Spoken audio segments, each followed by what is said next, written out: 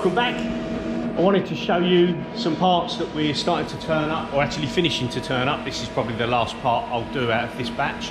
Just wanted to show you turning it using the new Hyundai QT15n. I've spent a fair bit of time getting this how I wanted it. Things were missing, all the coolant setup was missing, the spacer blocks for the tools. I made some angle to space out 20mm diameter shank tools because it should take 25. I spent a long time learning the programming, and I'm still doing that every time I do a different part. But what we've been making here is these. Currently we've got 205 of them. We needed 200, and I'm just going to make them until I'm out of bar. And these are joiners that go into roll cage tubing. So there's one half and there's the other half.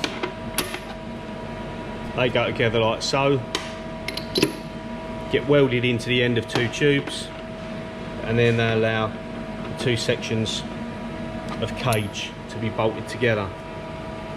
So that's what we're making now. Whilst making them, I've been using this off-cutter roll cage tube just to check the fit on each one. These are counterboard.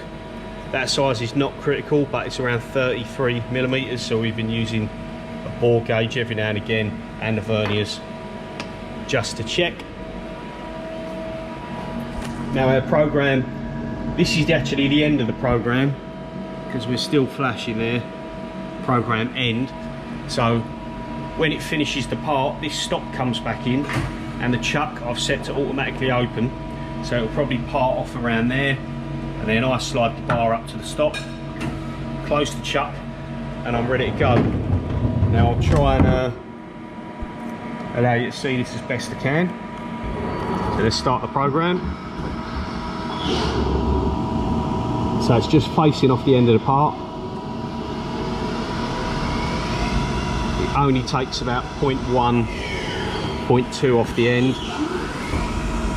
Now this is a 27mm diameter U-drill, and I'm doing this on a reaming cycle because I didn't want it to plunge, although it does do 0.1 on the Z.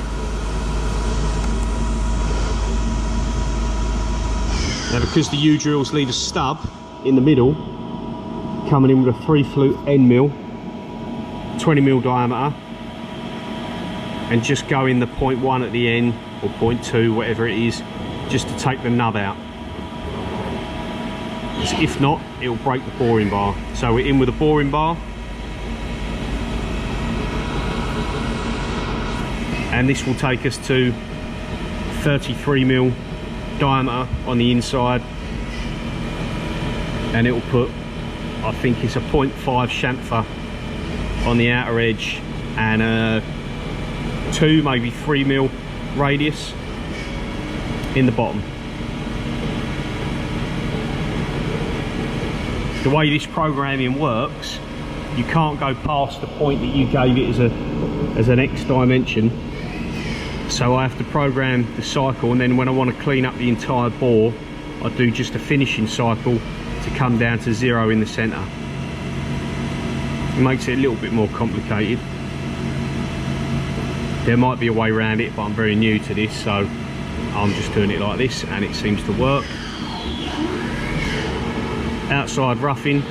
Now this leaves quite a good finish, so I'm able to leave this just as roughing, and obviously this goes inside a tube and then gets welded, so the finish, although really nice, isn't critical anyway. And then we've got 3mm parting off blade, setting a cycle to do a 0.5 chamfer on the back, and then it parts it off. Now I usually keep swarfing the bottom of this machine built up for it to land on, so it doesn't land on the metal plate there, but it won't do it no harm. This is EN3B mild steel, and as you can see, the chuck's opened up. I'd pull that out and I'd reclamp, ready to go again. And there's our part. Got a nice finish on it. It's hard to show you with the coolant in there, but it's a nice finish.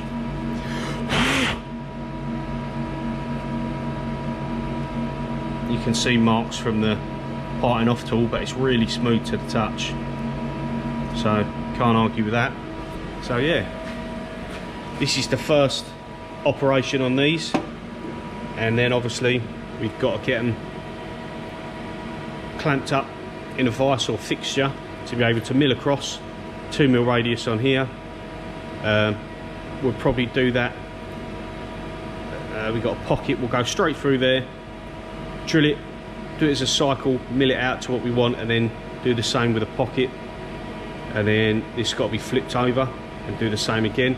This one's going to be a lot more difficult because you've got that standoff on each hole, which is actually part of it. We did think about making these separate and pressing them in, but we're going to try it as one, and then these have to be drill and tapped. So yeah, I'll do you a little video of the second op of that when we get all sorted, but really this was to just show the machine all running after buying it as a bit of a hit and miss, and not knowing if it actually worked from the auction. We had the emergency stop error, we had an error with the contactor, one of the coolant pumps wasn't working, which I've had repaired now, and that's all up and running.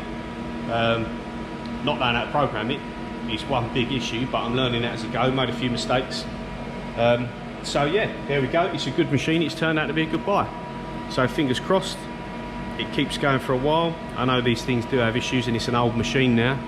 I think it's 20 odd years old, so you can't expect too much from them, but they're still accurate. It takes a little bit of dialing in to get it set right. We've got the new tool eye that we fitted, tucked away in there, when you see us machining the base for that. So yeah, cheers for watching.